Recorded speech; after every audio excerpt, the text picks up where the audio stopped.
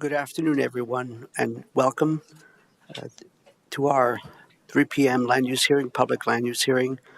Today is Monday, October 28th, 2024, and as is our tradition, please join us in the Pledge of Allegiance. I pledge allegiance to the flag of the United States of America and to the republic for which it stands, one nation, under God, indivisible, with liberty and justice for all.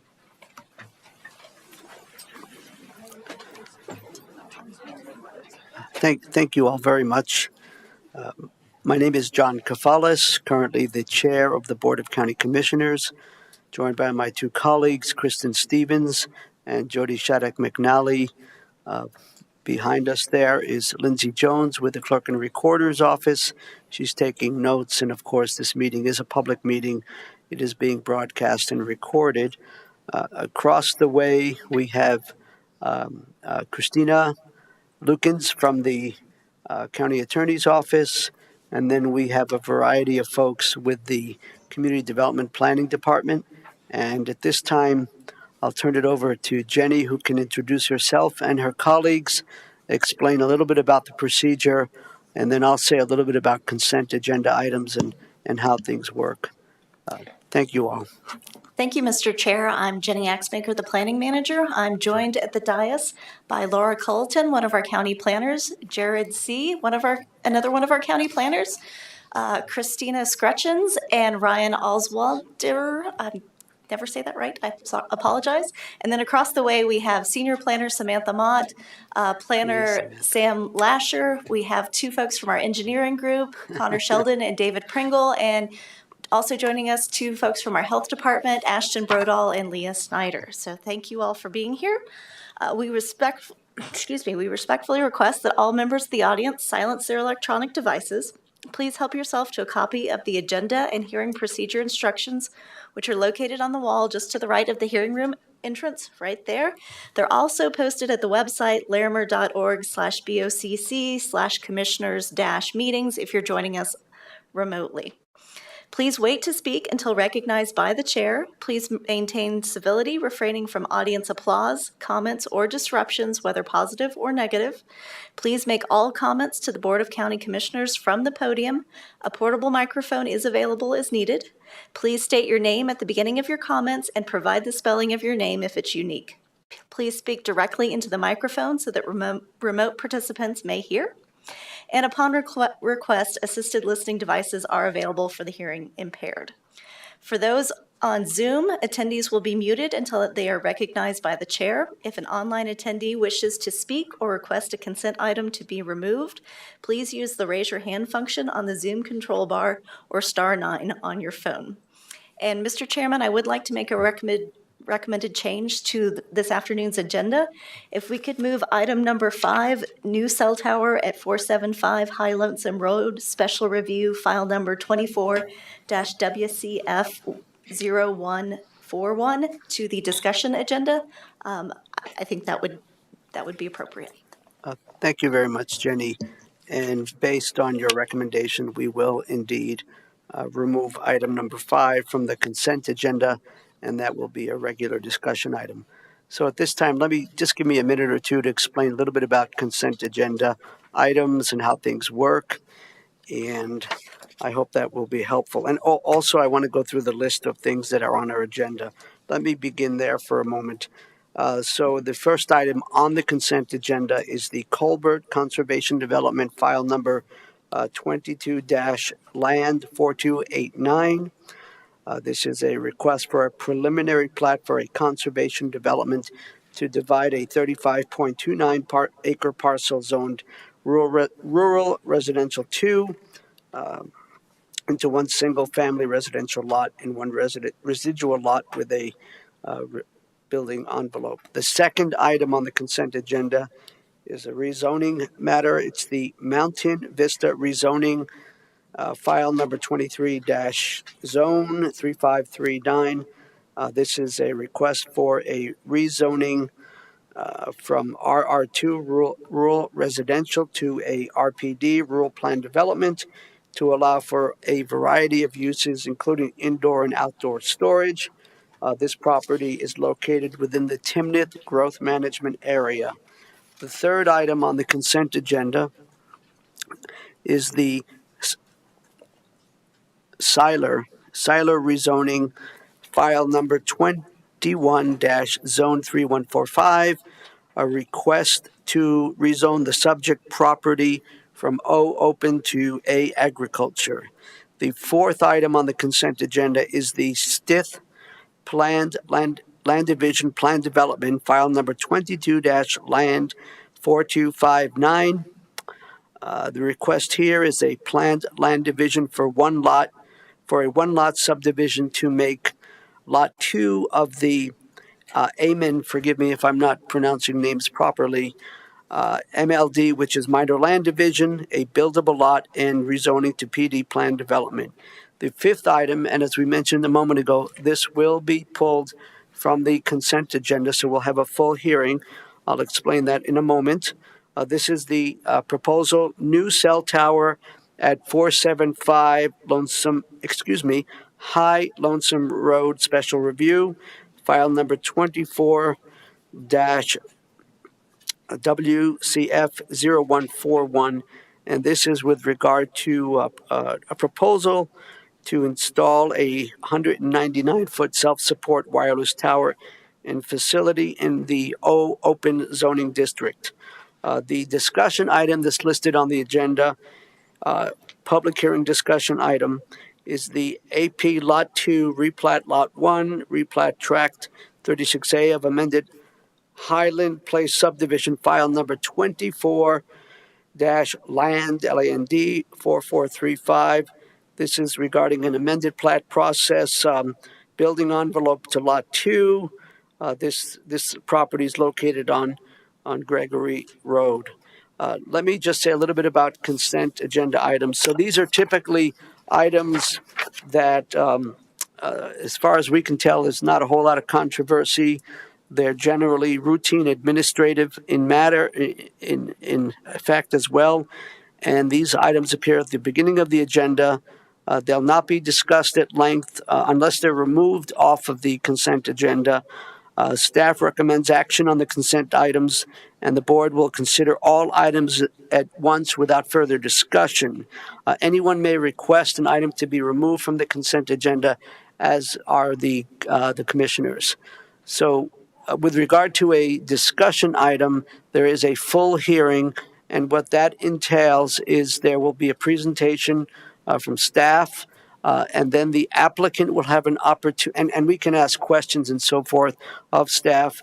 The applicant will have an opportunity to present the proposal, and then once that is done, there will be an opportunity for public comment, and then the applicant has a chance to respond to that public comment, and ultimately we may ask additional questions, but we do our best to make informed decisions. We deliberate, and ultimately we'll make a motion to approve, not approve, or perhaps add some additional conditions of approval. So that's a full discussion item. At this time, knowing that item number 5 off the consent agenda has been removed, I'll start with my colleagues. Are there any other things on the consent agenda that you folks wish to remove? No, I don't, Mr. Chair. Commissioner? Okay, then there's an opportunity for you all. If items 1 through 4 on the consent agenda, is there anyone here who wishes to remove any of those 4 items off of the consent agenda? Not doing so means we will have a motion to approve en masse. Anyone?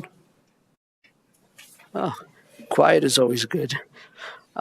Let's check online to see if there's anyone online who wishes to remove any of those 4 items. Jenny or Christina, can you tell us? If there's anyone online, please go ahead and use the raise hand function now. There are no hand raised. You say We no? have two members of the public online, and no one raised their hand. Okay. Then at this time, I will ask, let's see, Commissioner Stevens, would you be kind enough to offer the motion to approve the 4 consent agenda items as they have been presented? Commissioner. Yes, Mr. Chair, I move to approve the remaining items on the consent agenda, subject to the conditions in the staff reports, and further move to authorize the chair to sign the findings and resolutions. Thank you, Commissioner. That is indeed a proper motion. Colleagues, any discussion, comments? Seeing none, all those in favor? Aye. Aye. Aye. That motion passes 3-0. If you are here for those first items, guess what? You can go. And usually when that happens, people leave the room with a smile on their face. Oh my. Give those folks a chance. Thank you all. So we will now move to the original discussion item, which is the AP Lot 2 replat Lot 1. This is the item, the property that's located on Gregory Road. At this time, we will turn this over to the lead planner on this one. Is that you, Laura? Yes, Laura, take it away. Thank you, Commissioner. Good afternoon, everyone. My name is Laura Colleton, Planner 2, and I will be presenting the amended plat of Lot 2, which is a replat of Lot 1, replat of Tract 36A in the amended Highland Place subdivision. This is file number 24 Land 4435. The property is located at 518 Gregory Road in Fort Collins. The property is split zoned with UR1 and RR2 zoning. The property is 2.5 acres in size, and the existing use is a single unit residential home, and the proposed use is a single unit residential use. The property owners would like to add an additional building envelope to their property so that they may construct a detached outbuilding in their desired location. The property currently contains one single unit residence. And then on the right here, I have highlighted where the proposed building envelope is. This slide shows the existing plat of Lot 1, 2, and 3, and this property is Lot 2.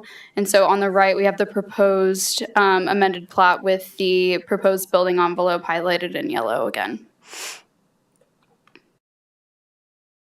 And just some background from the Land Use Code. Accessory storage buildings and garages are permitted in both the UR1 and RR2 zone district. You do need a building permit if it's over 200 square feet. It must meet setback requirements, and the total ground floor area of all storage buildings and garages on a lot cannot exceed 10% of the lot net area. And then the maximum building height for both of these zone districts is 40 feet.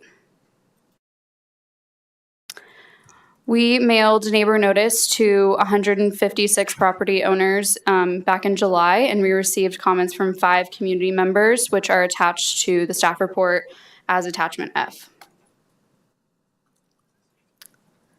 Some background on the property. In 1995, a replat of Tract 36A of the Highland Place subdivision was approved, which created lots 1, 2, and 3, which was shown on that previous slide. Under this replat, it was understood that the building envelopes were placed on Lot 1 to ensure that, Lot 1 and 2, to ensure that structures were built within 400 feet of a fire hydrant. And then staff has found no indication that these building envelopes were created to protect the private property interests in the area, such as view sheds. Poudre Fire Authority has indicated that the proposed building envelope meets their requirements and they support the request. Therefore, the proposed amended plat is supported by our development services team. Then we've got the review criteria for an amended plat, which is also in the staff report, and I can turn back to if needed. And then we have our recommended motion of approval along with 4 conditions. The first 3 are standard kind of amended plat conditions. The 4th one we've added to address Poudre Fire Authority's comment about making sure that it's an accessory storage building and not used for habitable structures. And then we have the suggested motion at the bottom. And that concludes my presentation. I'm here for questions. Thank you, Laura. Colleagues, do you have any questions or comments for Laura? Laura, thank you for your presentation.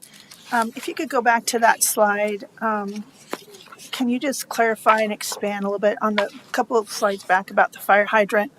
being within 400 feet. Can you expand and explain that a little bit further? So is this it meets Poudre Fire requirements and this 1 and 2? I'm trying to understand that. So when the subdivision was developed in 1995 with these 3 lots, the developer worked with planning staff to put these building envelopes on the property so that whoever put a house on the property would know where to put them in accordance to where the fire hydrant was located. And Poudre Fire Authority reviewed this request, noting that the proposed building envelope would be within that 400 feet, and therefore they support the request. Okay, that's why I want to just clarify that I heard that correctly. Okay, thank you. That's all I had, Mr. Chair. Thank you. Commissioner Stevens, do you have anything? Yes, please. Yeah. Is there space to build what they're wanting to do within the current building envelope? I'll let the property owner answer that question, but I believe in their project description they address something about utility easements in the area. But Thank I'll you. let Yeah, him answer that. that's fine. Perfect. Thank you.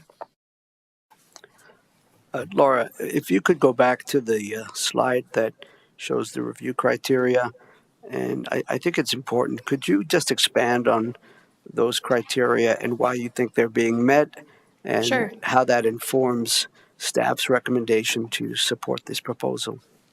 Please. So number A, there are no additional lots being created with the amended plat. Since the lot size isn't changing, it's inherently going to meet the minimum lot size requirement, which it already does.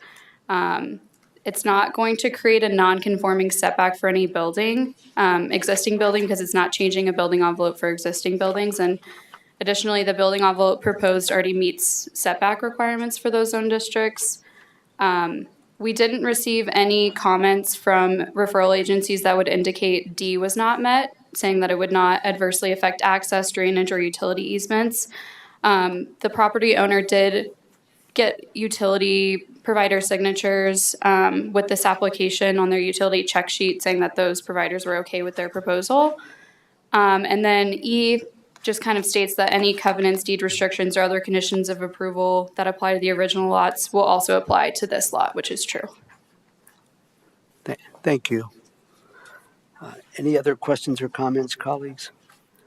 Then I believe we can move on to the next phase of the hearing, which is to invite the applicant to come up and welcome. Come on up if you would please identify yourself for the record. And I'm wondering, how much time do you think you need to present?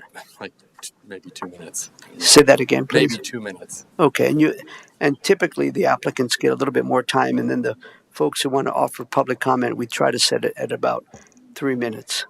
And I've also got the materials that you sent me, which will be part of this time too. Do you want me to share those now, or? I'll let you know when. Okay. Thank you. My name is Denny Phillips.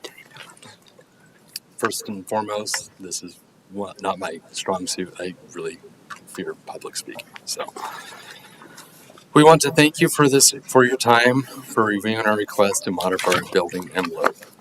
I'm going to keep this short and sweet and just go over all the facts that have already been submitted for this plat change. First of all, these building envelopes and plots were designed for fire mitigation purposes.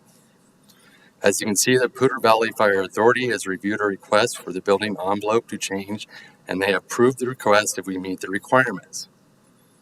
We also received approval from all the other authorities and utility providers. We've also been in touch with the Larimer County Zoning Department, and our property is zoned for an additional building, and the building that we plan to build meets the requirements of the zoning department for size and height. The building has already been purchased and is being stored on our property. Per review criteria, you guys already went over that. I'm not going to restate what Laura already said. We already reviewed all these things with the planning department. We feel like we meet all the requirements to amend our plat. We also received approval from all the required authorities and utility providers. You can play the videos and stuff, please. So we had a drone fly over property and kind of mark some different things. So the first one is basically a 180 from the peak of our building, which we're trying to keep it as close as possible back to our house for multiple reasons. So that's a 360 of the peak of the building. Denny, which was your property? Could you go back? It's right in the middle. You'd have to go back. It's the one with it'd be a directly 180 from there. You could play it again. So the property we own is the house right in the center right there, which now you're going to see a full 360 that basically loops around multiple properties, so you can get a view.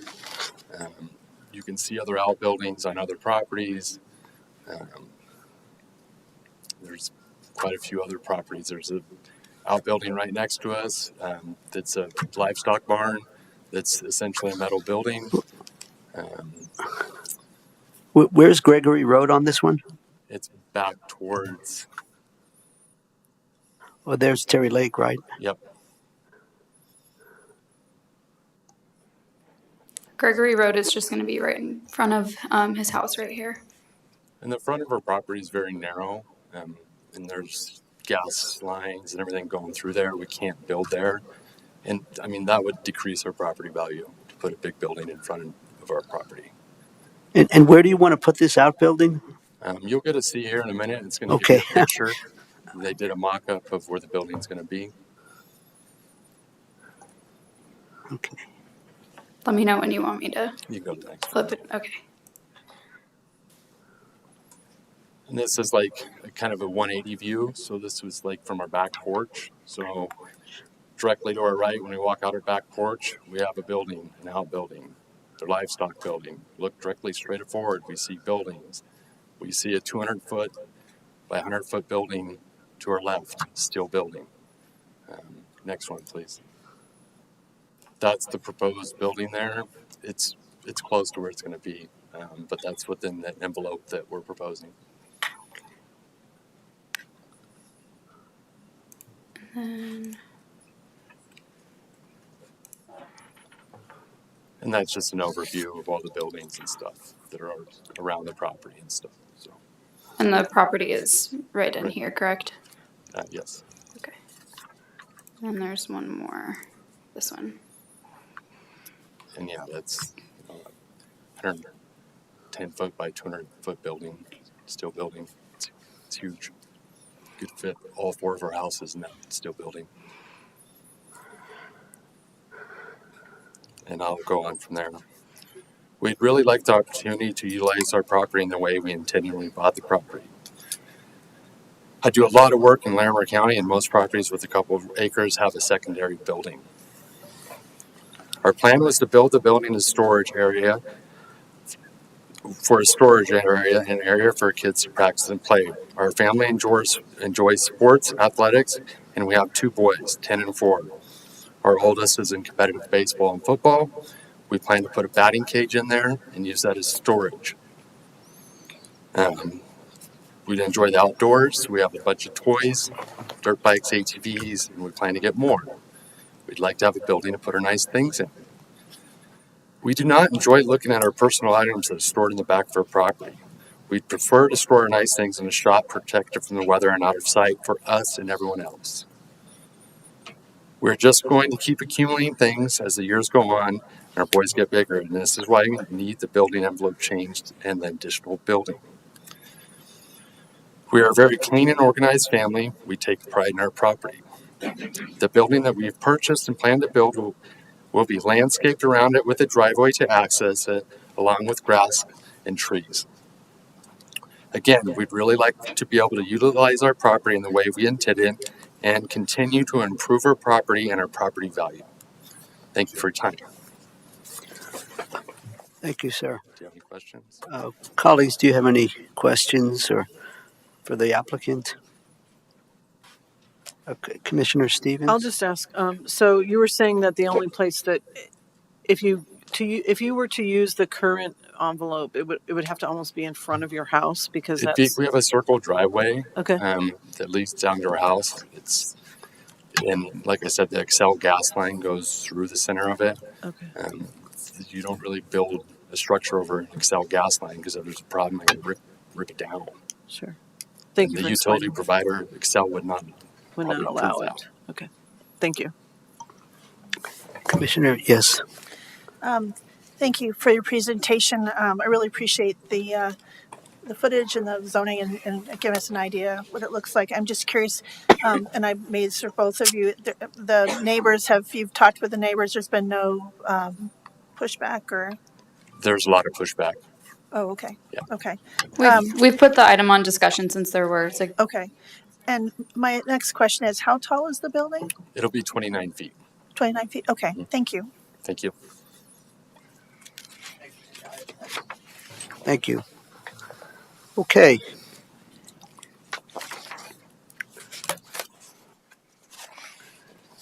We'll now move into the public comment portion of the hearing. So folks have up to 3 minutes if they need it. I wonder, it would help us if by a show of hands, how many folks want to offer public comment? 1, 2, 3, at least 3 folks. Is that correct? Okay. So let's begin. The person on the right, you were pretty enthusiastic earlier about if you would be kind enough to come on up. We're generally a pretty friendly group, and if you would introduce yourself, and you have about 3 minutes. Most certainly. I do have a video display I would like to show as well. Would that be possible? To use PowerPoint? Were we made aware of this? We were not, and our IT department would not be a fan of us taking a known device and plugging it in, Yeah, I think unfortunately. we want to be cautious, so I guess we're going to have to. I'll do handouts. I printed them out as well, and I can Yeah. walk through that way. May I approach? I think it would be best to give to Jenny, and thank you for asking. And if you could make sure to please speak into the mic and identify yourself. Certainly. My name is Tracy Oldemeyer. Oldemeyer, and I live at 3116 Clyde Street. I've lived there since 2007. I've raised 2 kids there, go Pooter Impalas, and I want to thank you for your time and listening to the public comment. My neighbors are here as well to speak. Knowing I'm limited on time, I wanted to point out a few provisions of the land use code that I think are applicable, and then walk through those slides. But Article 1.3, the purpose, 1.32A, talks about preserving the character and quality of rural and urban areas, and subsection C talks about preventing excessive population densities and overcrowding of land or buildings, and ensure the provision of adequate open space for fire safety, sunlight, and air, as well as 1.3.3, maintaining and enhancing property values by stabilizing expectations, fostering predictability in land development, and establishing a process that efficiently and equitably applies this code to individual sites while respecting property owner rights and the interests of Larimer County residents. I am a property owner affected by this proposal, and I thank you for your time and listening. As you can see from the first slide, this is a pretty unique area. We're between Terry Lake, Richard Lake, and Long Pond. 13E is Gregory Road on that first slide. Everything else has been covered, so I'll skip to the next page, which is an aerial view of the area. In blue is Mr. Phillips' property. I'm 3116, so it's across the ditch in the center of that photograph. The red metal building there is what we call the Cherry Factory, and that is zoned a little bit differently. If you look on the third page, those are all the wildlife that I've captured on my game cam. It's a really unique area. It's very special. And to put this 60 by 80 by 29 foot building right in the middle of that property it makes a big difference. Page 4 is an aerial view from the county's GIS data, which is fantastic resource. Thank you for that. So this is Gregory Road here, and this is Mr. Phillips' property, and then his property extends to the ditch here. And this is Barbara and Howard's house to the left, and then the Brooks house to the right. These pictures are just personal pictures to give you context of where we live and how this would affect my view. This photograph was taken just this weekend. If you look from my fire pit and pond directly into that property, what you see is the white things that he stored there, which I think he indicated right now is the metal building that he intends to build. And then to the right is a picture taken Thanksgiving many years ago on our zip line, showing that that property was empty. There was nothing there, and we're directly looking in the winter at that property. And then the last picture in the bottom right is what it currently looks like today with the storage shed. Tracy, we're over the 3 minutes. Could Sorry. you perhaps have a closing statement or closing sentence, please? I sure will. I don't mean to interrupt. I'm sorry. I wanted to comment one more point on the reliance, I guess, on the purchase versus the county's representation that they could do this. I just wanted to point out the last slide, which is they closed on the property on January 1st, and the first inquiry was February 9th, 2024. So we would ask you to consider the provisions of the land use code about the impact on others in this particular unique area, and please preserve the beauty of the area. Thank you. Okay, let's see. Who would like to go? Yes, please, come on up. Thanks.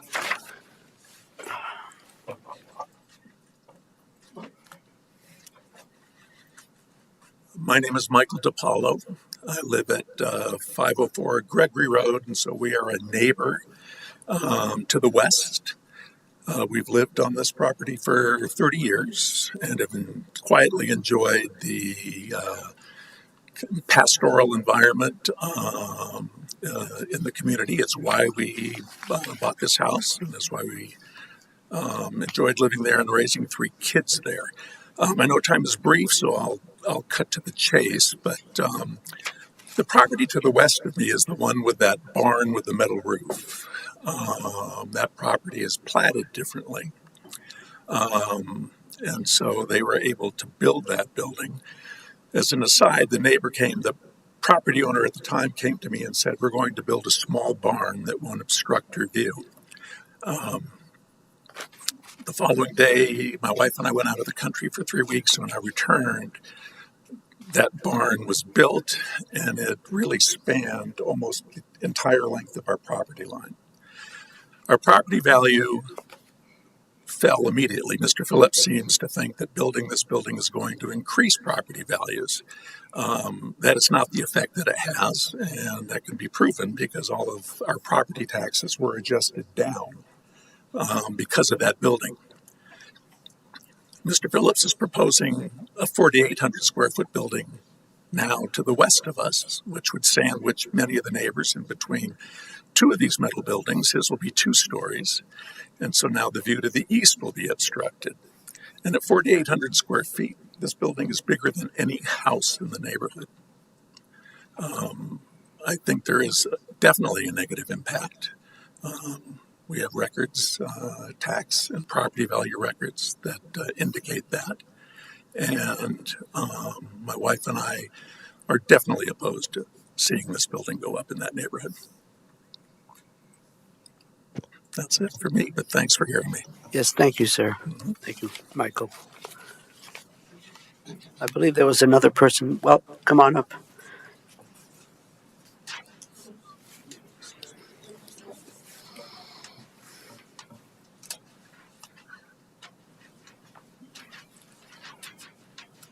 Hi there, I'm Barbara Novak, and I live at 514 Gregory Could Road. you say that again closer? Because I have a bit of a hearing loss. Okay. I'm Barbara Novak, and I live at 514 Gregory Road. My husband and I have lived there for 22 years now, and we are the immediate neighbors of 518 Gregory Road to the west. But before I begin my what I'm prepared to speak here, I have a point of confusion, and I'd like to ask Laura Culberton or anyone who can help me with this. I have the original documentation that establishes lots at 514 and 518 Gregory Road. They were established 29 years ago. And this says in number 16, all buildings must occur within the building envelopes, regardless of the fire protection and method utilized.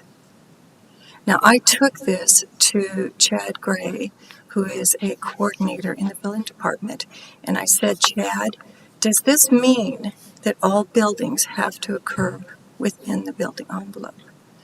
And he said, yes. Now, as I understand it, that's not true. Is that not true? That is true. That is true. Well, I'm sorry. Barbara, Yes, sir. please continue with your comments, and we'll have an opportunity to ask questions of staff at the appropriate great. time to. Oh, and the reason I actually start that is that that's the basis of what I have to say today. 29 years ago, 514 and 518 Gregory Roads were the last properties developed in this subdivision. And at that time, there were two building envelopes placed on 514 and also in 518. All four of the building envelopes state that, quote, all building of any kind must occur within the building envelopes. These building envelopes have directed construction on our properties, and they have reflected the established patterns of development in our neighborhood. Main structures are built near the road with accessory structures integrated within that area. That's what it looks like. Consequently, the acreage at the back of our properties is left open, and this open space is joined with other open spaces of adjacent properties to create a large, contiguous area running generally from Highway 1 to Abbotsford Road. The breadth of this wide acreage establishes visual harmony, fosters a sense of pastoral well-being for both residents and for wildlife. This area defines our neighborhood. These new neighbors are applying to abandon, as I understand it, and this was another question I wanted to ask because that's not what I'm hearing, but that's the way this was explained to me. New neighbors were applying to abandon the unused building envelope on their property. They have two building envelopes. The residence is on one. The other one was set aside for accessory buildings. They proposed to build this industrial metal storage building elsewhere on a site behind the house, which you've seen, and we've already discussed the size of it. But at approximately 4,800 square feet, given the original data we were given, it has a larger footprint than the existing house. Barbara, can you make a closing sentence, please? Oh, yes. It's okay. Okay, let me see which is most important. We have a unique and well-planned neighborhood which balances growth and environment.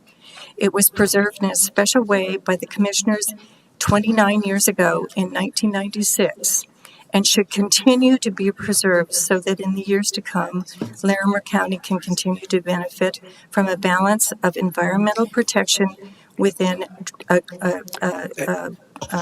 situation of dramatic population growth. The future of Larimer County rests in well-managed, controlled, and environmentally sustainable growth. Thank you. Thank you kindly. Thank you. Thank you very much. Sure, thank you. I'm done. Yeah. Okay. Yes. So before we check online to see if anyone wishes to offer public comment on this particular proposal, is there anyone else in the hearing room that may not have raised their hand up a little bit ago that wishes to offer? Would you like to offer some comments, sir? Oh, ma'am. Could you guys decide who's got? And of course, you're both welcome to. But welcome. Please identify yourself, spell your name if needed, and proceed. Hi, I'm Janine Fisher, and I live at 3070 Terry Lake Road. And I just want to, first of all, I understand Danny's desire to build a shed, a place to store the belongings for his young boys and his family. Totally understand that. And these are wonderful times in your lives, and I want to congratulate you on that. That's great. You know, it is. We love to live here. All of us do, as a community, as a family. We all love this area. It's so beautiful and pastoral.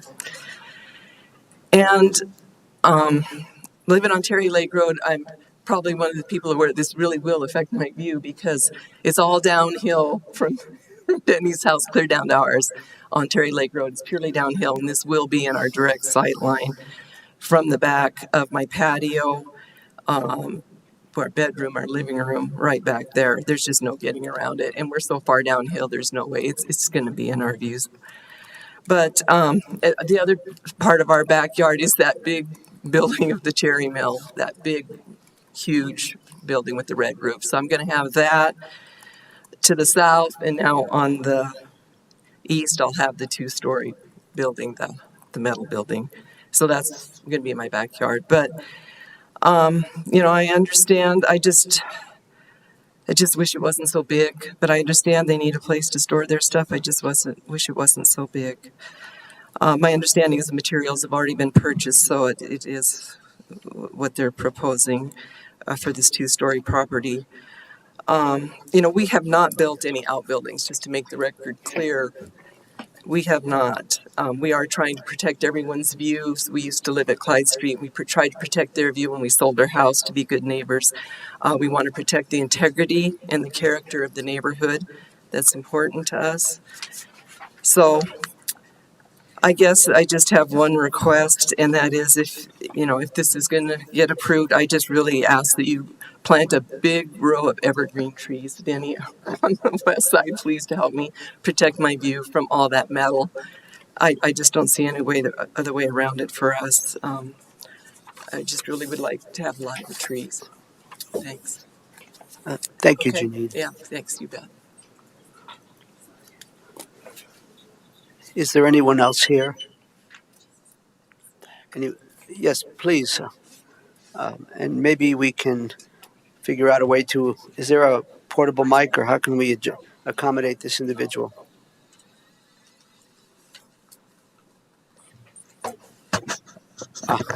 Good.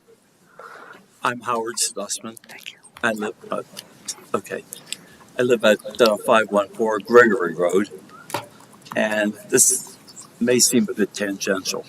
What I'm going to say, I'm a veteran, a Vietnam veteran, disabled, handicapped, take your pick. And I ended up on Gregory Road because I was looking for a place that would be peaceful and quiet. I kind of needed it. Suffered for a decade with PTSD and had lung cancer, a brain tumor, all this as a result of Vietnam. So, and where we live now is just peaceful. It's nice. And the thought now that somebody wants to build a big metal thing right in my view. I live in basically one part of the house. It's where my bedroom is. And this thing, whether 3 stories tall or whatever, is going to obliterate that view. That portion of my house won't be usable.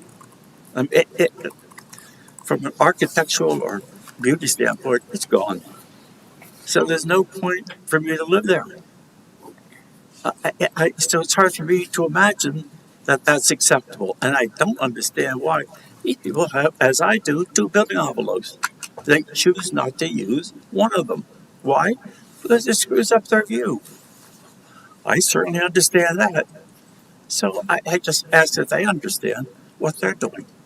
We have planted dozens of trees to sort of block it, but it won't change it. The fact is, it will be, if it will be. Thank you. Okay. Thank you, Howard. Thanks for your comment, and certainly thank you for your military service. Is there anyone else here in person who wishes to offer public comment? Then we'll check online. Christina? We have 2 attendees online, and if you would like to make a public comment, please raise the hand function right now.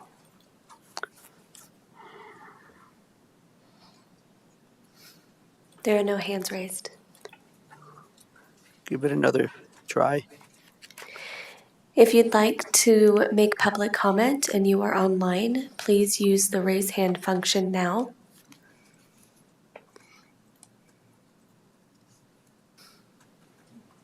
There are no hands raised.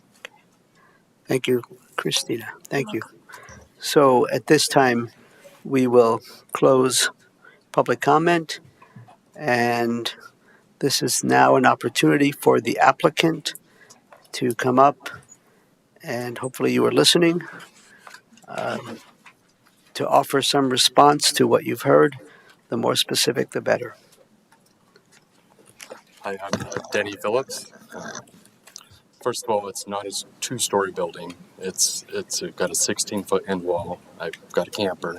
It's got to be tall enough to be able to pull it in there. Everything that we've been required to meet, we've done. We meet all the criteria of the planning department. You know, we did not buy the property to necessarily, we bought the property to use our property and didn't really want to even meet a neighbor or talk to a neighbor. I'm sorry.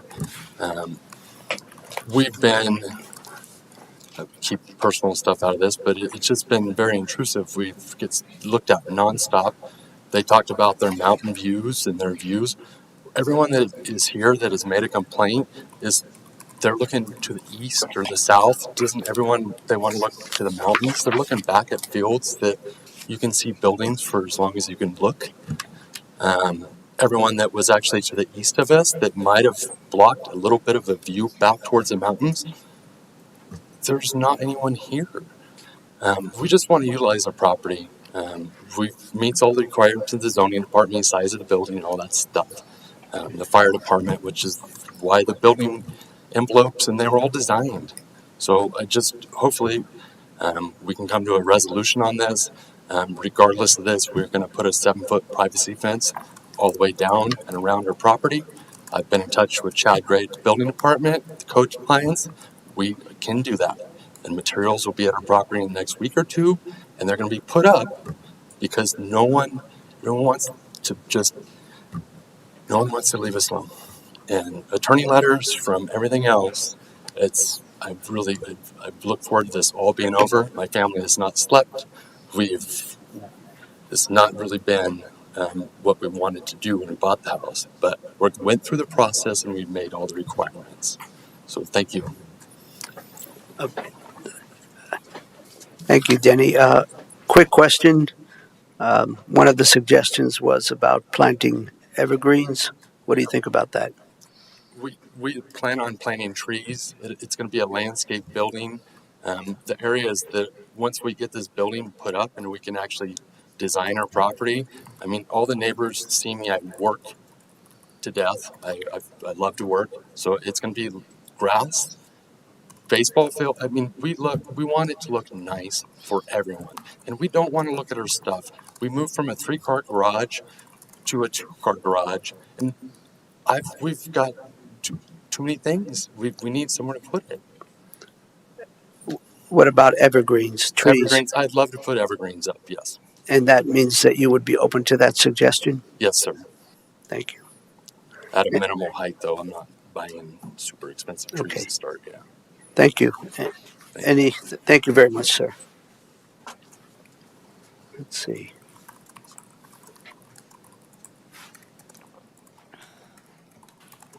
So we can now ask questions of staff or any further clarification of some of the points that were made. I believe I have a couple of questions of staff, but let's see, Commissioner Stevens or Shadrack McNally, anything you'd like to ask staff by way of clarification at this time? Yeah, please. 2 questions. First question, there was been stated multiple times this other property that's in the picture that they keep calling it the Cherry Factory. They say that's zoned differently. Do you happen to know what zoning that is? And then the second question I have is, what are the building code requirements for height for those kinds of outbuildings and those envelopes? I'll answer the second question first. The building height is 40 feet. The maximum height is 40 feet. And Well, while she's pulling that up, I just want to, I guess, remind everyone that we're here to discuss a building envelope, not the actual building. Okay. So what's under review today is just the alteration to the building envelope. Okay, that's helpful. Thank you for reminding me of that. And the Cherry property, which I don't know the address of, is zoned UR1, which is common in the area. It doesn't have a special zoning to it. Okay, thank you. Commissioner Stevens, do you have any questions of Laura or staff? I don't. Thank you. You say you do not? I'll have a couple of questions. Let's see. So in that area, that zoning area, the maximum height is 40 feet. And what is the height of this proposed? Recognizing, what Jenny just said, that, but it's still relevant in terms of the building envelope. Let me modify that question.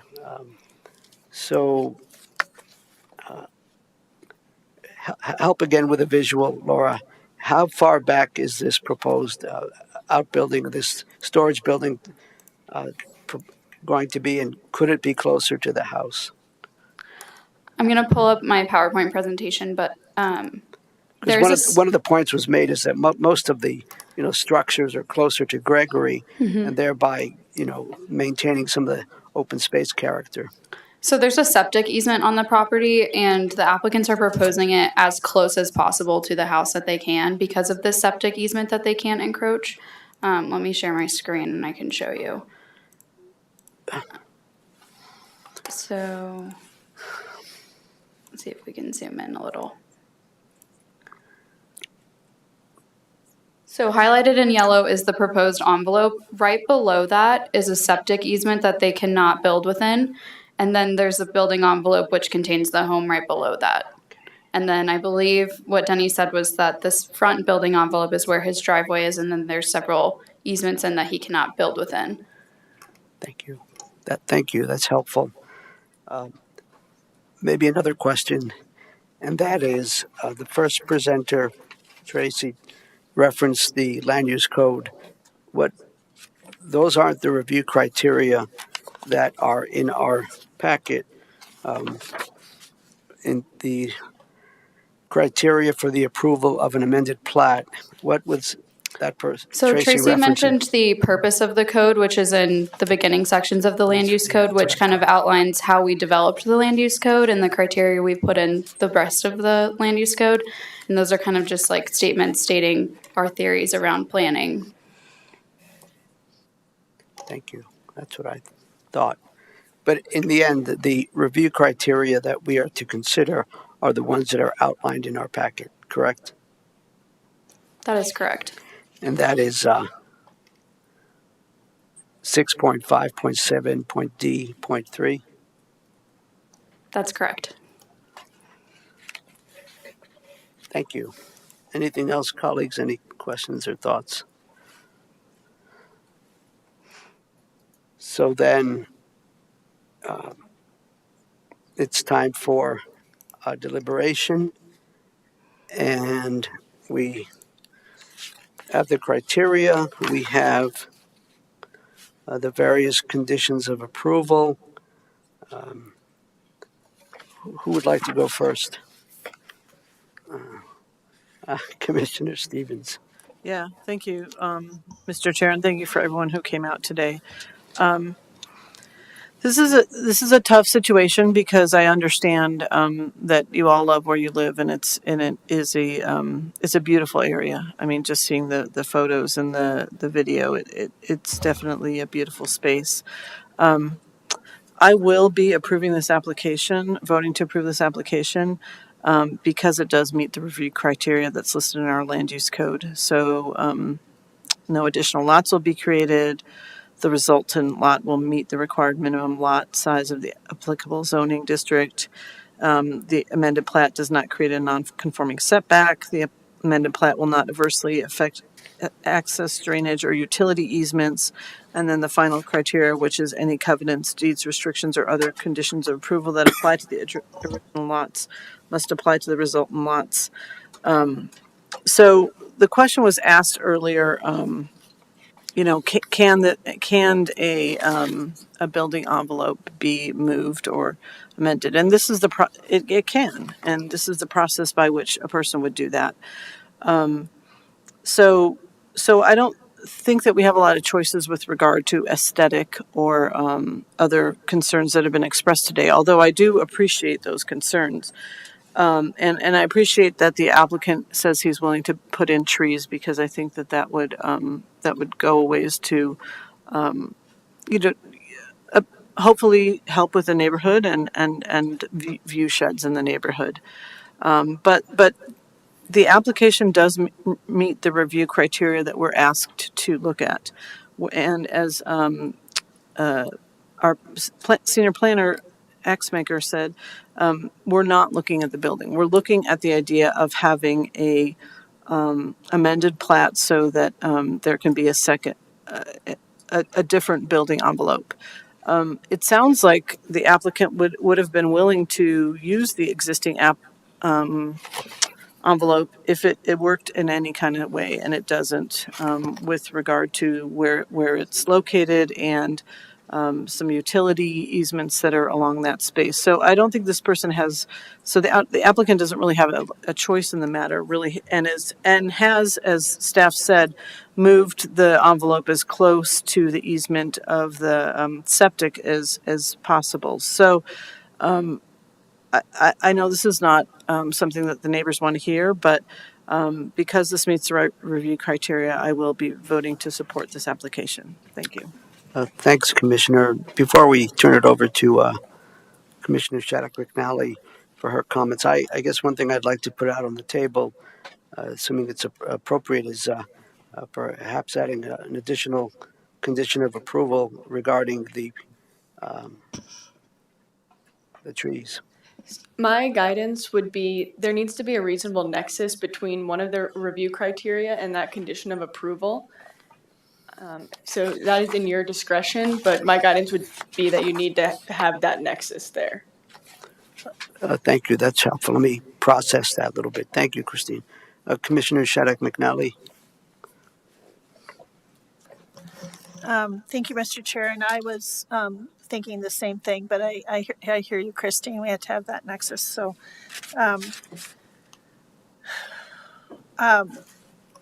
this is a tough one because I understand what the neighbors are saying and talking about view sheds and abilities to see things, and also just the size and of the building. And I was looking really hard at the building, and that was something I'd seen right away, is that the building could not be moved closer to the house because of the septic. So I understand, those are pretty set. And it looks like this was the building envelope is set. And so just really quick question, if I might, Mr. Chair, does that mean that's the building envelope is the entire size of the building, or is it within, or is it smaller than the building envelope? Is there setbacks in the envelope? There are no setbacks within a building envelope. Okay, that's all I had to ask. Thank you. And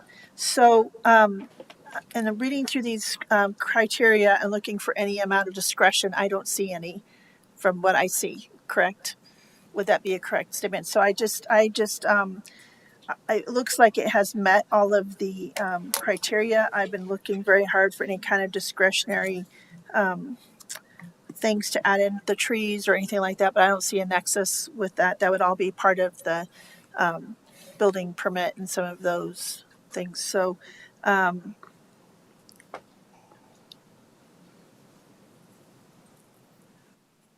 I think that the original reason for the condition was the fire restrictions, and it met that. So I think I reluctantly will probably have to support this application because it does seem to meet all the criteria. So that's all I have, Mr. Chair. Thank you. So appreciate. I mean, I'll cut to the chase as well. That I agree that with my colleagues that the review criteria have been met. After a little bit of discernment based on the comments from our assistant county attorney, it doesn't appear that there's a logical nexus here. Although at the same time, in the spirit of being a good neighbor, my hope is that the applicant will consider some type of mitigation in addition to what's been stated, landscaping, to try to address the visual impacts of the building. So I am also in support of this application. I believe it meets the review criteria, as has been stated.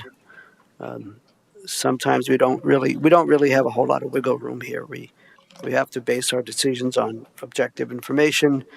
Staff has recommended approval, and so that's where I'm at with this. And I do appreciate you folks being here. And I'm sorry we're kind of that's one of the tough parts of this job. But ultimately, we have to make a decision. This is not. We don't basically have a discussion at this point. We've deliberated. The three of us are in agreement to approve the application.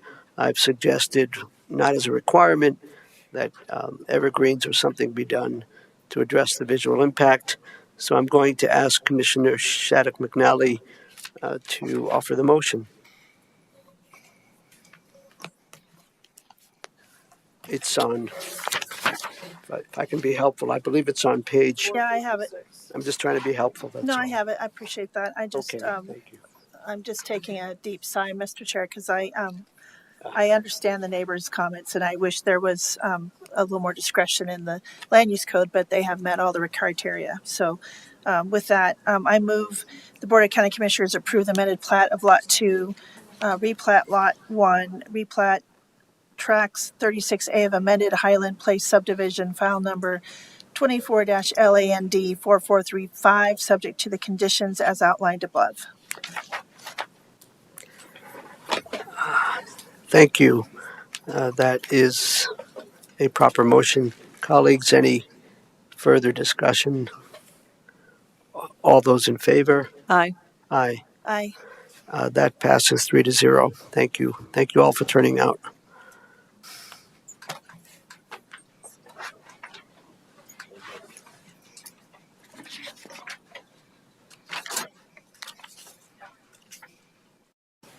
Colleagues, do you wish to take a 5-minute break, or shall we continue with our next discussion item? Then we'll continue.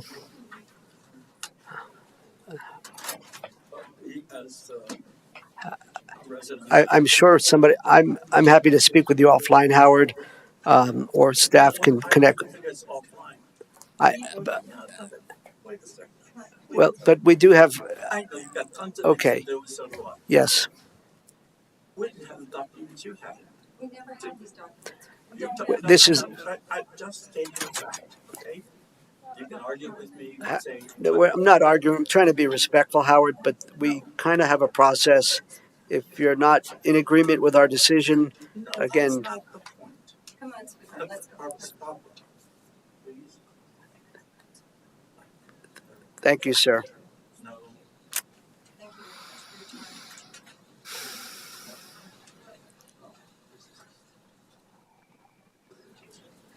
for your time. I'm going to ask for a 3-minute break. I need to pause. I need to take a breath. Thank you.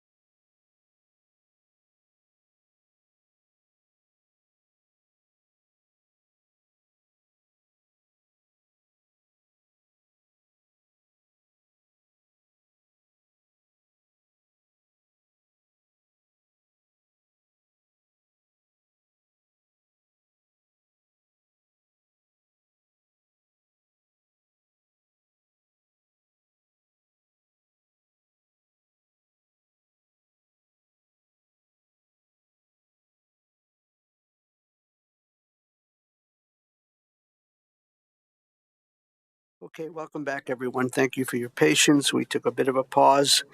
We have one more discussion item. As you may recall, this was originally a consent agenda item. It was removed based on the recommendation of our planning manager, and this is in regards to a new cell tower at 475 High Lonesome Roads. It's a special review, file number 24-WCF 0141. And I believe, Jared, this one is yours, right? That is correct. Let me walk it through you. Thank you. Go slowly, please. Sure thing. My name is Jared C. I'm the planning individual in this case, the planner, if you will. This is case number 24-WCF 0141, new cell tower at 475 High Lonesome Road, special review. Quite a mouthful. This request includes one parcel. It totals about 35 acres, 35.04. If you're looking at the assessor's data, it is 475 High Lonesome Road, Livermore.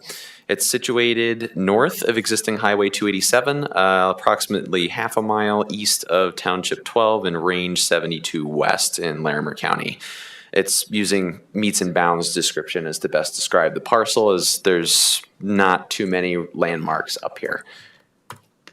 The zoning district is open, and the request is a special review request for a new 199 self-support cell tower to be located at the address within the open zoning district.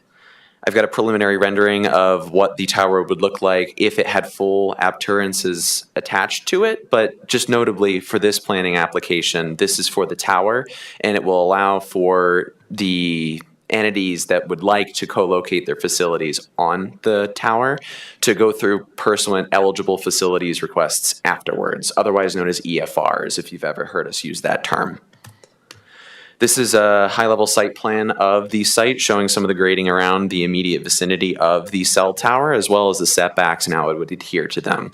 Some of the adjacent land uses are also shown, and the proximity to the existing single-unit dwelling that's on the residence is also shown to the northwest of the parcel, or roughly west central of the parcel, if you're looking at where this turnaround is with my arrow.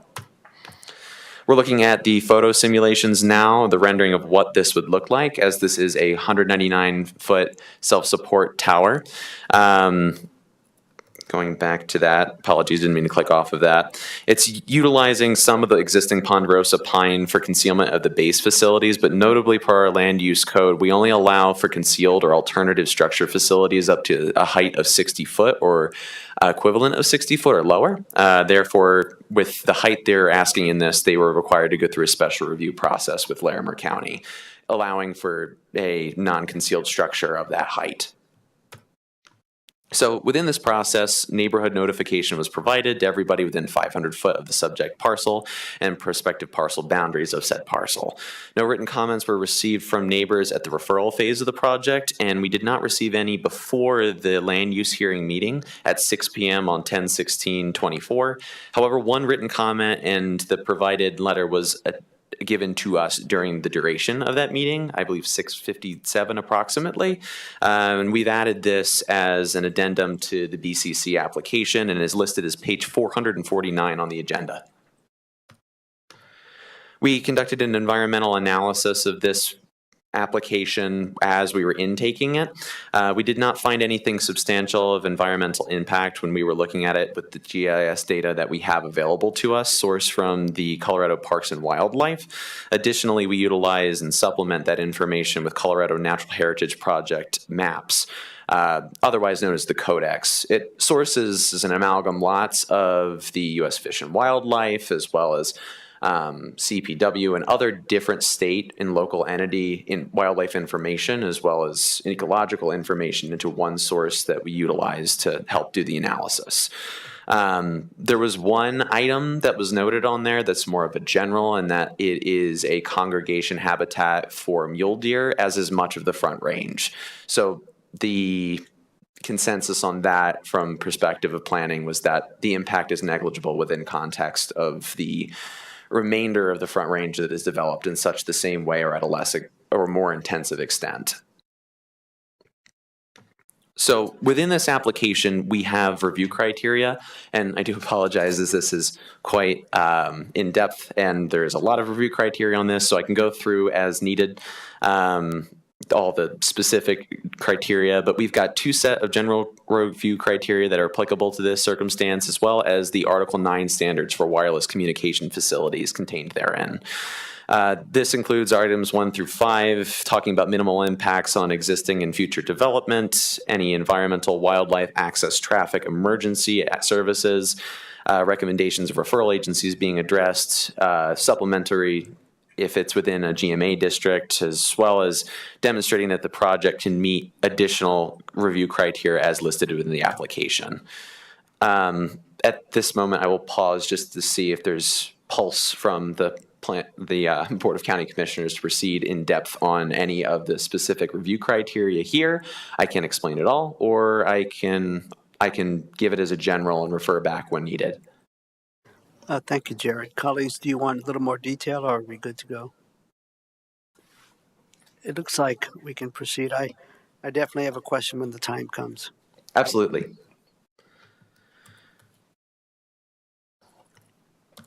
So 8 slides later, we're there. Staff recommendation that we have here shows that the site would be consistent. There should be, let me restart that.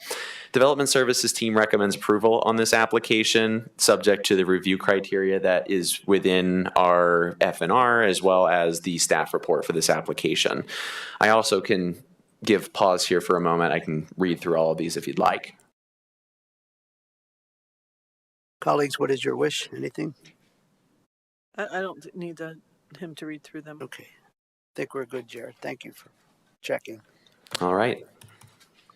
And I have a suggested motion here just for retaining at the end, should it come to that. That concludes my presentation. Thank you. Colleagues, any questions? Commissioner Stevens? None right now, thank you. Commissioner Shattuck McNally, please.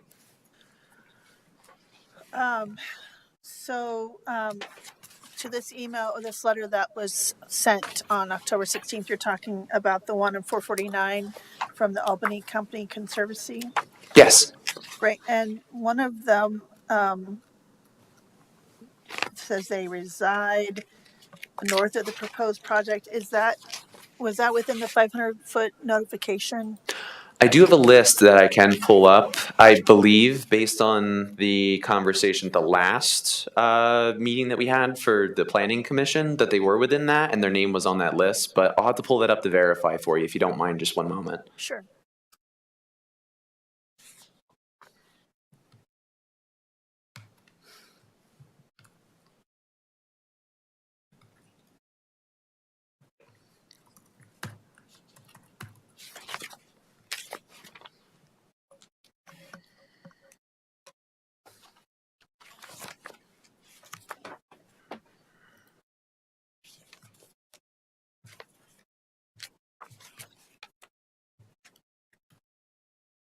I'll be sharing my screen here, also showing a visual depiction of the individuals that were noticed in this application.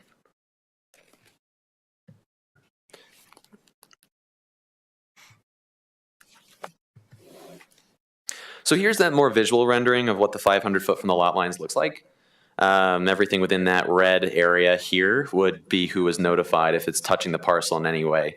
Sometimes if it's within a subdivision, those individuals, actually all the time, if it sits within a formal subdivision, they will notify those individuals as well. But most of these parcels are meets and bounds in that they've never gone through a planning process or were divided up legally through deeds at the time. Here is our list of individuals that were referred to in this process adjacent to the site. These should be the lot owners of those respective parcels shown within that rendering.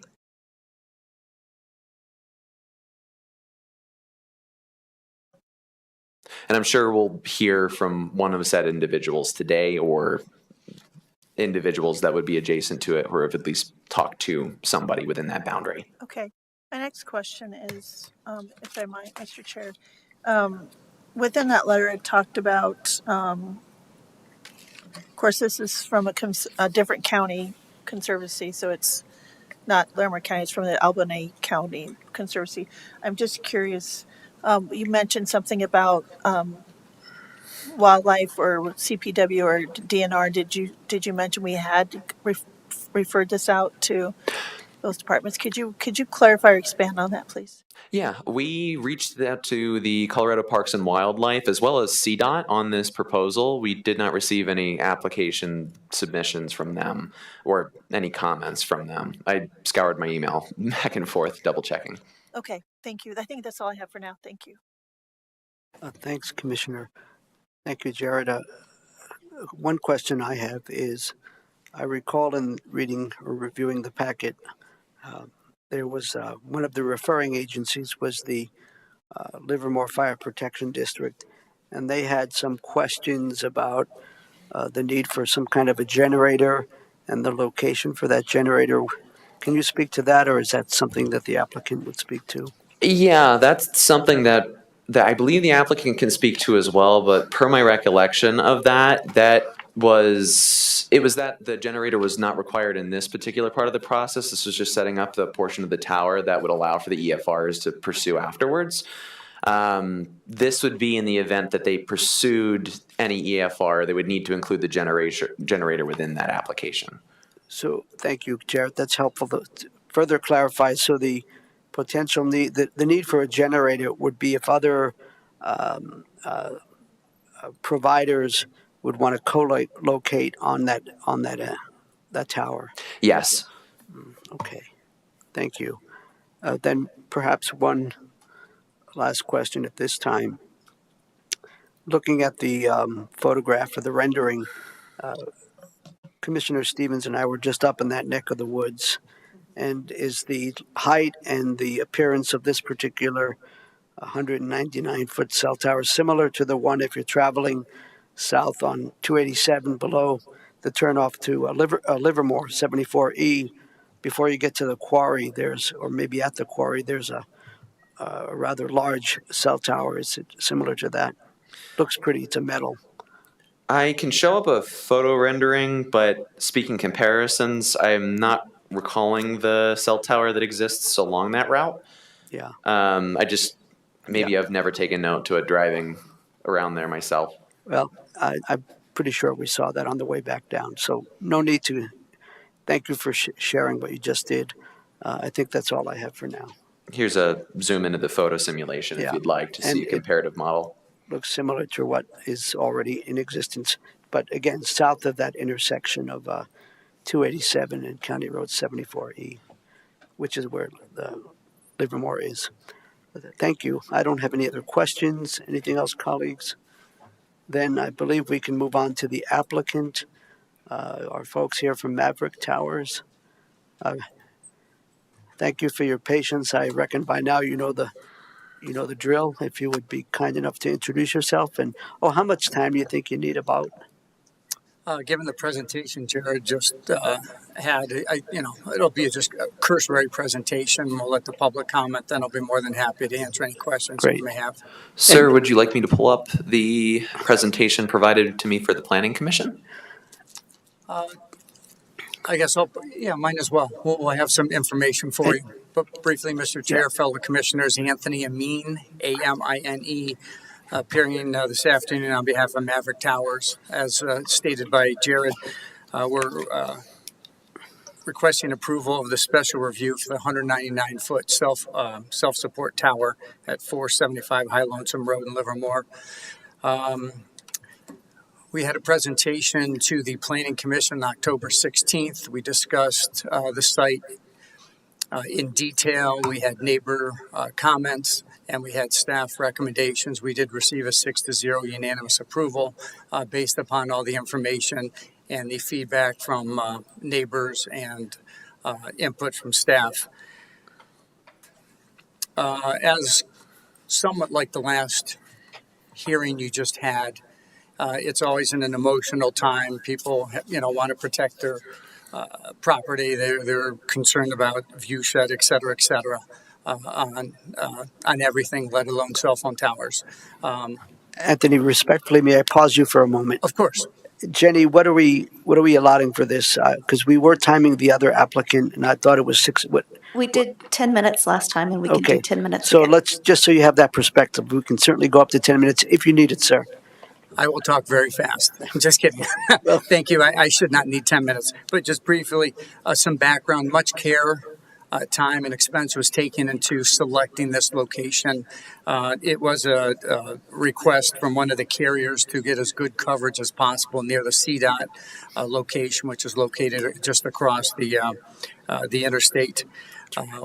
Additionally, the location on the property is kind of a bowl setting from a topological area. It probably drops down 10 to 20 feet from a normal area outside of, like I'll say, a boulder, a natural boulder barrier. So we spent the time to locate it properly. We could have put it on top of the hill on their property, but we chose not to do that for various reasons. The design of the tower is based upon the Larimer County Land Use Code design standards. Jared talked about 9.4.2, which prevents or prohibits rather a monopine or stealth if the tower exceeds 60 feet.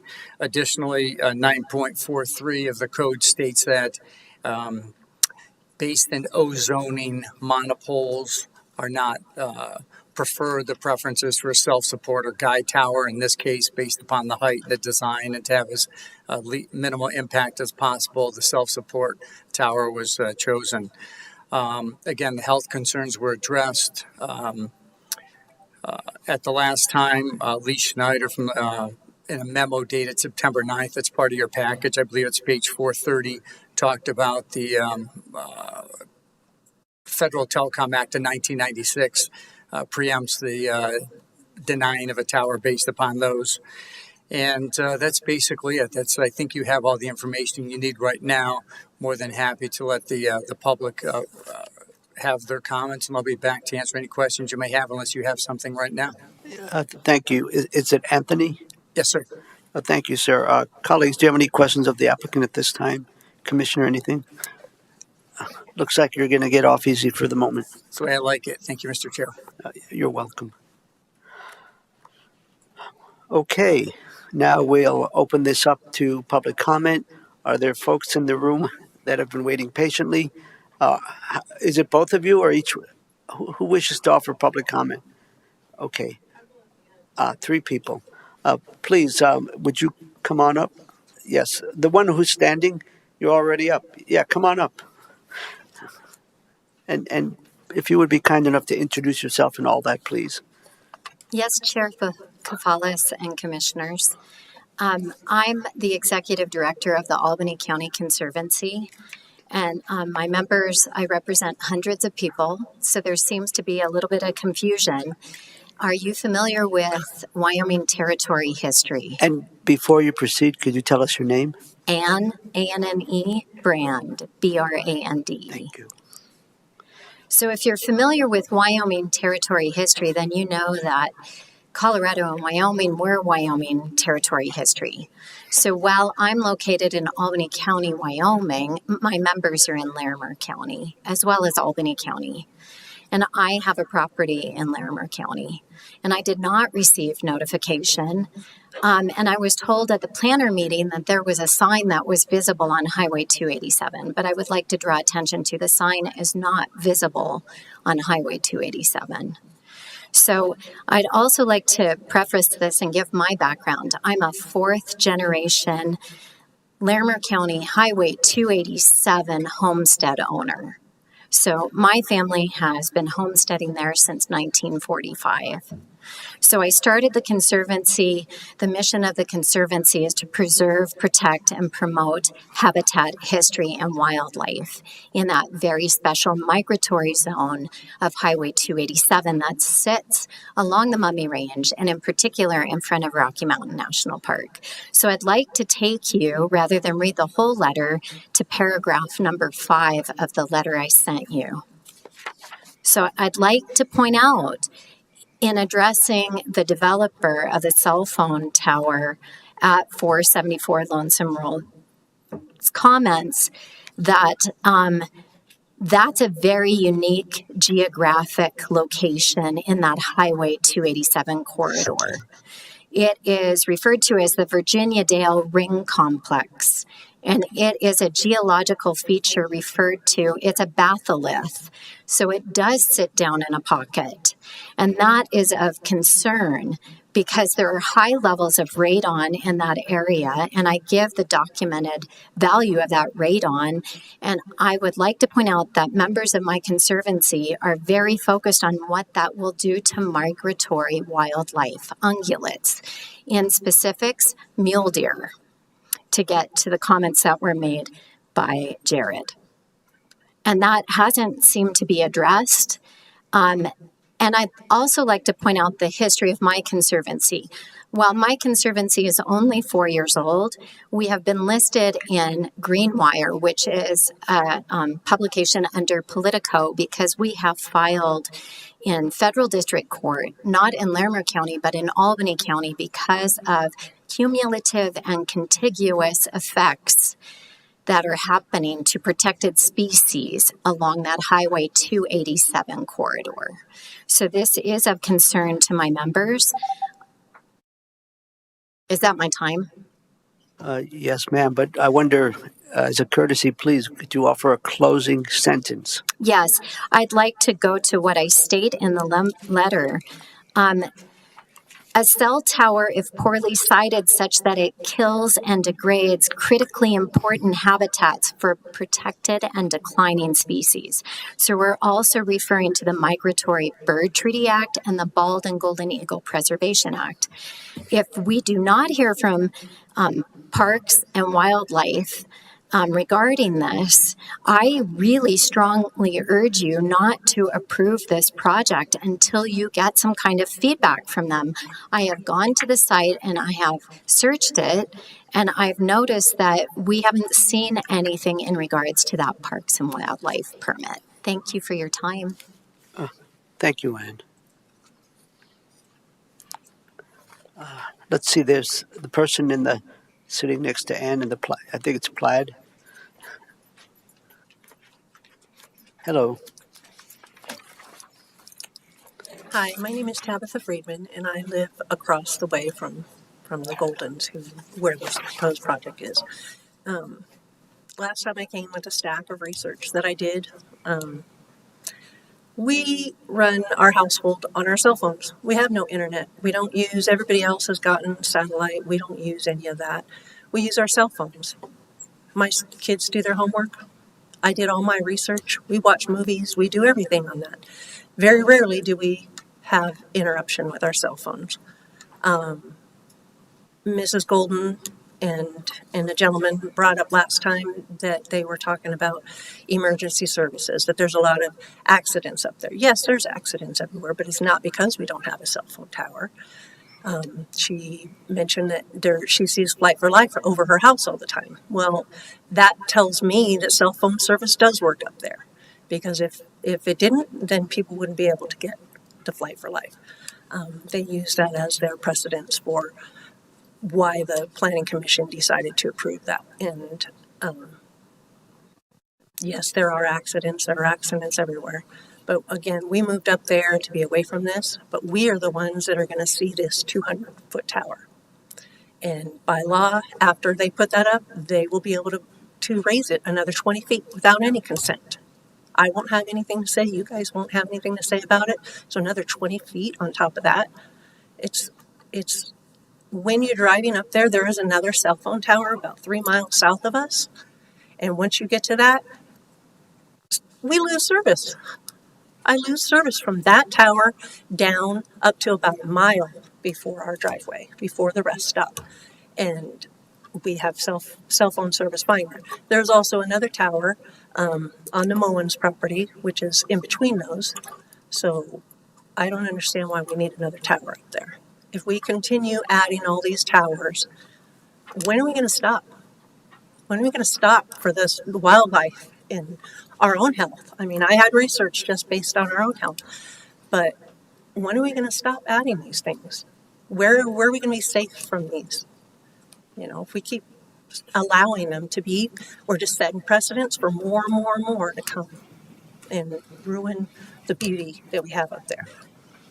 Can you please restate your name again, or at least your first name? Tabitha. Tabitha? Friedman, yes.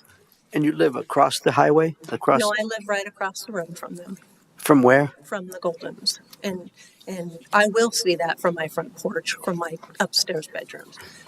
Miss Golden said that we won't be able to see it. I can see the tree line above their house. This is going to be well above their tree line. I will see this from my house. And I believe it's going to degrade the value of my property based on that alone.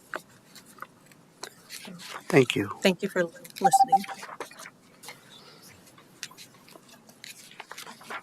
I believe there was another person here. Come on up, if you would. Welcome.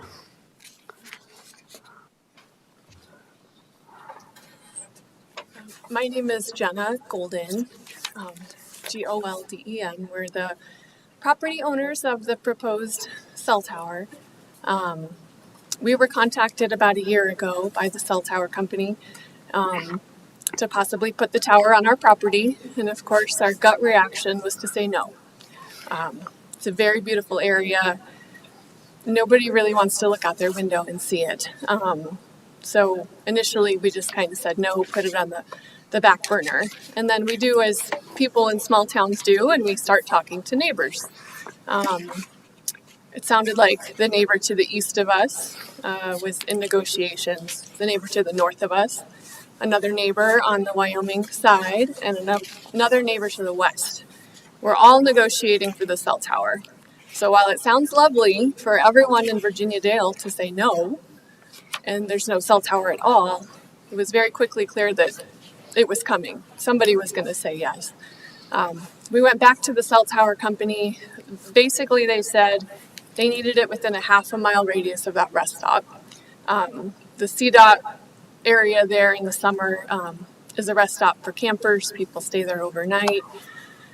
It is a very high accident area. There's signs on the Wyoming side warning, high accident area, slow down. And there is a dead spot. I know Tabitha said she gets cell phone coverage at her house, Miss Friedman. I do too. But when you get to the highway, that portion to the state line, there's a dead spot. I've house sat for neighbors to the north, and I know that whole stretch there. You can't get a call, email, or text out. So from the safety perspective, I understood why they wanted to put a tower there. Towers are expensive. They don't put them in for no reason. There's clearly a need. And for the safety standpoint, I definitely can understand. The first winter that I moved to this area, we've been there 10 years. A little south from there, in a winter snowstorm, I actually rolled my vehicle down an embankment by myself in the snow and was very grateful to have cell service at that time. So for people that get into accidents by the rest stop or closer to the state line, I can't imagine having that happen and not being able to get home. So just that part I understand. And I definitely understand people's perspectives about the view or, it disrupting their view or affecting them. We did try and put a lot of thought, as Anthony said, into where the tower went. So when you're coming in off 287 and you turn on High Lonesome, that corner is ours. And we agreed to have the tower up close to the highway, the furthest from our home, the furthest from every neighbor in the neighborhood. And then in that little bowl to try and block the ground support equipment. But so we did put thought into the least amount of impact to our neighbors as we possibly could. And last point, these are huge parcels. We have 35 acres. Neighbors have 150. This isn't in their backyard. And Miss Brand, I believe, lives a mile away or more. So I'm not real sure. But anyway, thank you. Thank you for participating, Jenna. It looks like there are no other people here in person for public comment. Christina, would you check online? If there are anyone that would like to make public comment that's online, if you could please use the raise hand function now.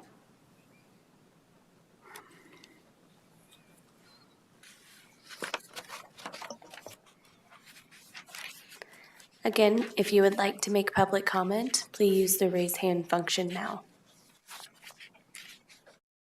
There are no hands raised. Thank you.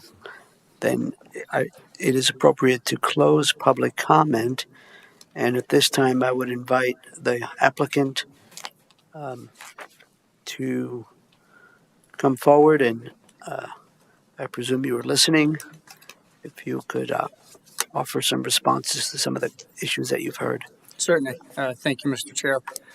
A couple of comments. Number one, the location of the sign was placed on the property. We couldn't put it closer to 287 because it'd be in the right of way, and that's illegal. So if you take the turn right off of 287, the location of the tower and the access road is directly to the left or to the north, and the sign is posted. I have a photo of it. If you'd like to see it, more than happy to provide it to you.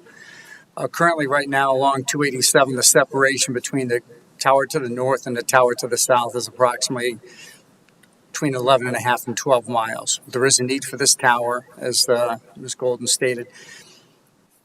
Towers aren't built where they're not needed. It's an expense, and no one wants to see that.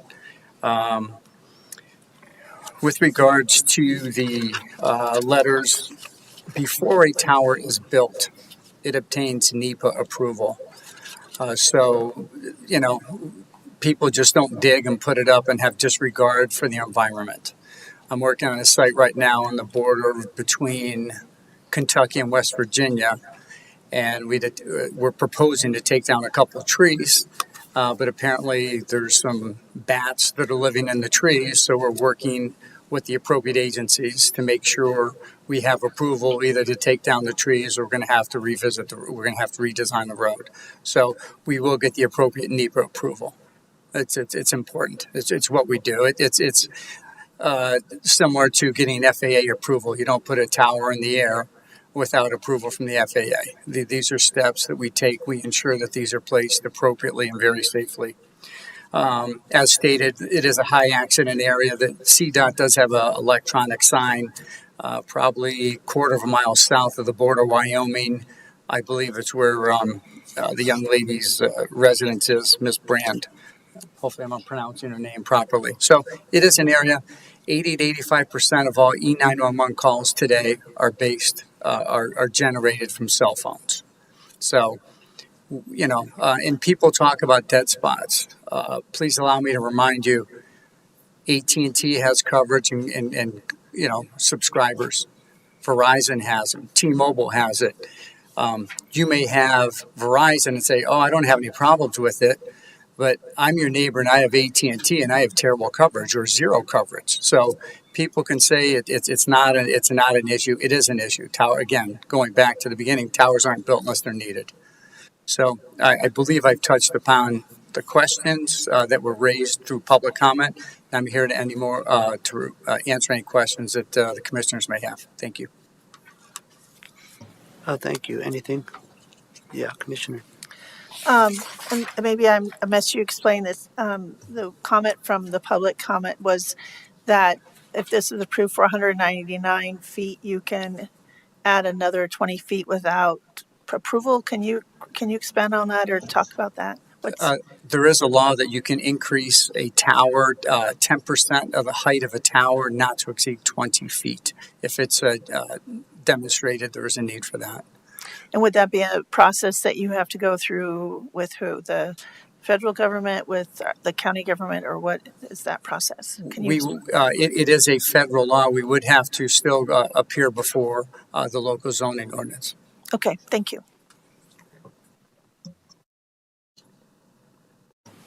Anything else, colleagues?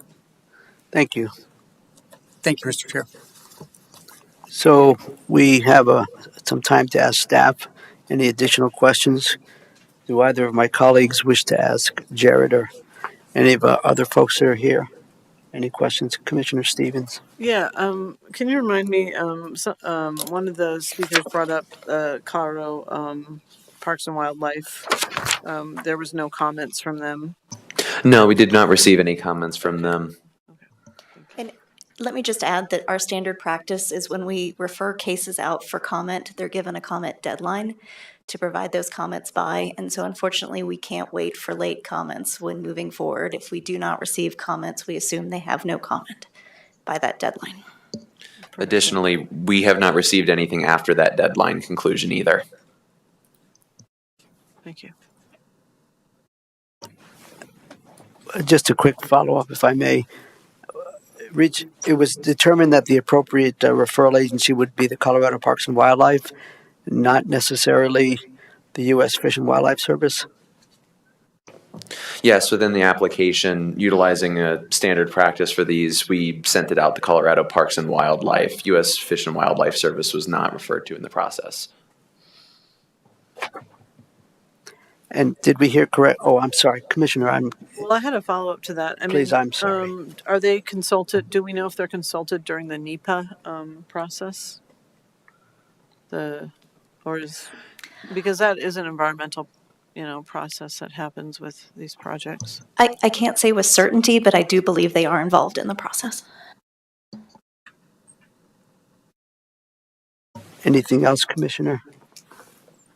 So if I may, just to follow up, I think we heard from the applicant that this did get approved, the cell tower did get approved through the NEPA process. Therefore, does that suggest that the U.S. Fish and Wildlife Service concurred with the intent here? I think this may be best to address the applicant in terms of permitting following Larimer County. I'm not entirely familiar with the exact referral agencies referred to within the NEPA process following. Before we ask Mr. Imani, I believe, to come up, colleagues, is that something you think would be beneficial? Sure, come on up.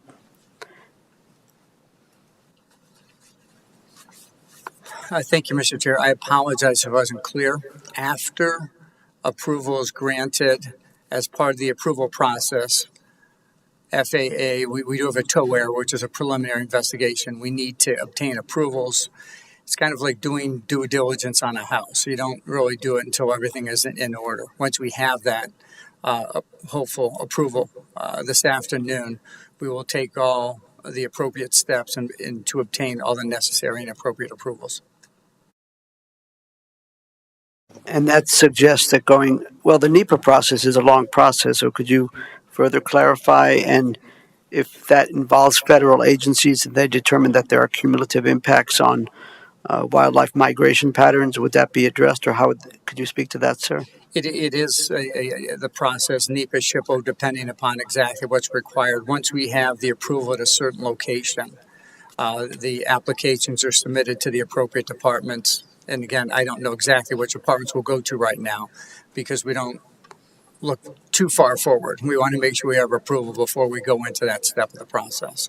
But we will have all the appropriate approvals before we apply for the building permit. We want to make sure we have all that before we spend more money on plans, construction plans, etc.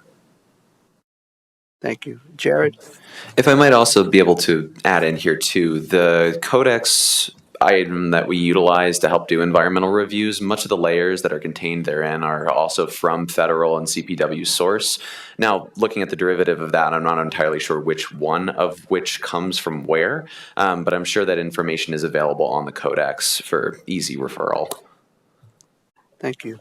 Commissioner Stevens, do you have something? Well, just, in the case you were talking about, the other cell tower that was in, I don't remember where you said, Kentucky? Kentucky border, West Virginia. Yes, sorry. ma'am. So with that, did that come about through the NEPA process then, that you had to make those corrections for the animals, for the bats that were in the trees? That is correct, and no zoning was required, so it's not like we went there, but as protocol, in order, before you put up a tower, again, there's exposure, there's liability, we make sure we have the appropriate approvals before a tower is built. Okay. So that would come after this approval? Yes, sir. Thank you.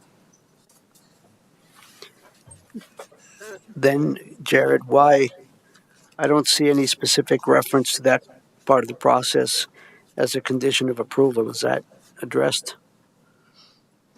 In terms of the wildlife impact, the referring to CPW, Well, NEPA, it sounds like if this gets the green light to go forward, then it would go through the NEPA process, and they would have to meet all the requirements there. That what is it, and to address any environmental concerns that might affect wildlife. Yeah, this talks about building permits and all the rest.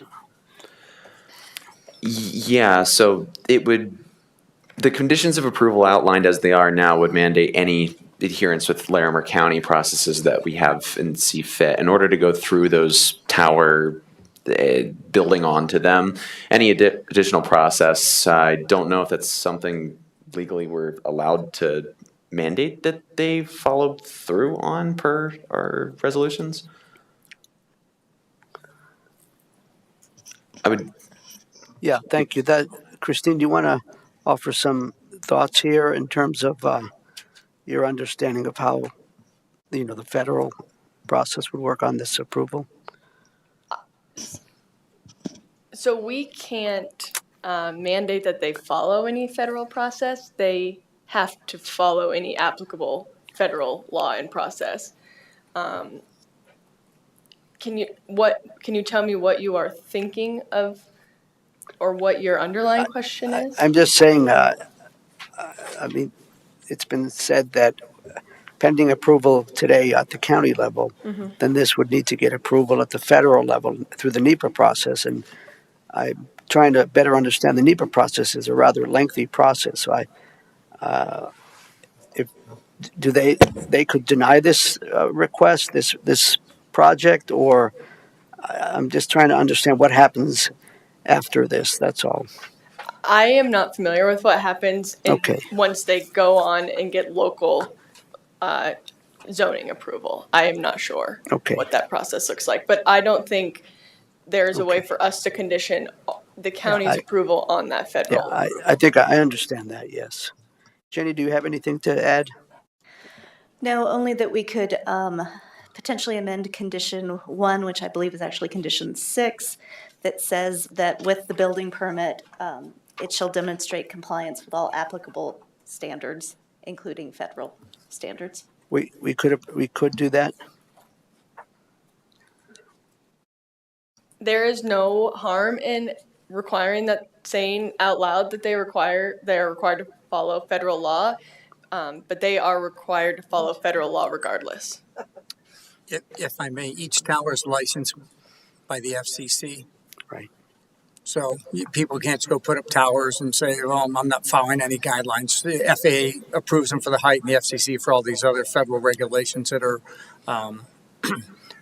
required. It's a 300-foot tower. If it's got to be lit or painted red and white, that's when the FCC gets involved, and we have to abide by those regulations.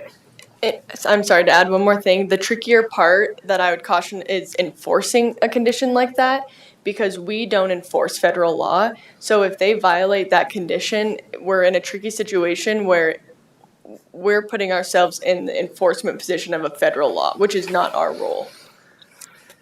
If I may, and again, I'm not trying to overstep my boundaries, FCC levies huge fines on tower owners and carriers. For example, each carrier has a licensed spectrum, their frequency. If they violate that, the FCC comes down on them like levies fines. So in summary, if I may, what you're saying, sir, is that obviously you have to get approval from the FCC, and they have all manner of requirements and also that address any environmental impacts. Is that correct? That is correct. Yeah.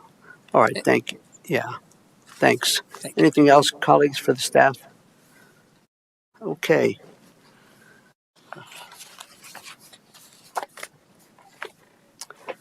We'll begin with deliberation. I guess Commissioner Shattuck McNally, you're on. Thank you, Mr. Chair. It seems, looking at the Development Services Team recommendation with their approval and all the conditions, including condition number 2, then special review, the applicant agrees in addition to all of the remedies available to the county may hold building permits, issue written notice. There's, I feel like there's some, I want to say safeguards. There's some extra checkpoints for the county in this process.